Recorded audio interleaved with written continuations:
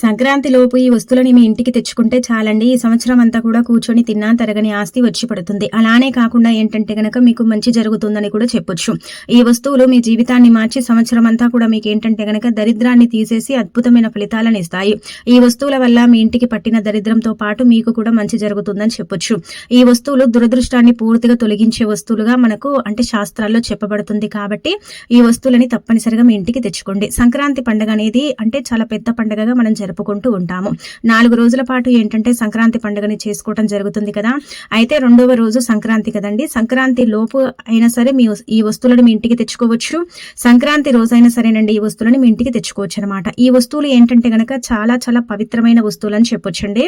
ముందుగా తెచ్చుకోవలసిన వస్తువుల్లో రాళ్ల ఉప్పు అండి. అంటే కల్లుప్పు కదా. ఈ యొక్క కొత్త సంవత్సరంలో మొదటిగా వచ్చే పండుగ ఏదైనా ఉంటుందా అంటే అది సంక్రాంతి అని చెప్పొచ్చు. ఈ పండుగ నుంచి మనకంతా కూడా మంచి జరగాలి, మంచి ఫలితాలు రావాలంటే ఖచ్చితంగా రాళ్ల ఉప్పుని ఇంటికి కొని తెచ్చుకుంటే మంచిదండి. అదేనండి కల్లుప్పు, రాక్ సాల్ట్, రాళ్ల ఉప్పు ఇలా రకరకాలుగా పిలుస్తూ ఉంటారు.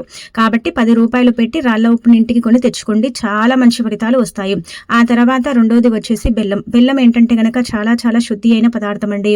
బెల్లం భగవంతుడికి నివేదన అయ్యే పదార్థం.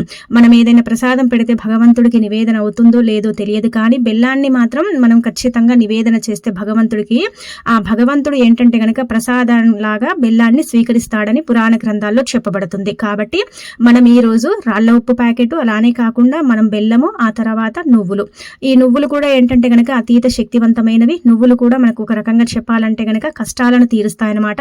అందుకే నువ్వులు కూడా తెచ్చుకోవచ్చు. అంటే ఈ రోజు మీరు 2 వస్తువులు తెచ్చుకోండి. మనం చెప్పేవన్నీ తెచ్చుకోవాలని రూల్ ఏమీ లేదు. బెల్లం అలానే కాకుండా పంచదారను కూడా ఇంటికి తెచ్చుకుంటే మంచి జరుగుతుంది. మీకు నచ్చిన 2 వస్తువులు తెచ్చుకోండి.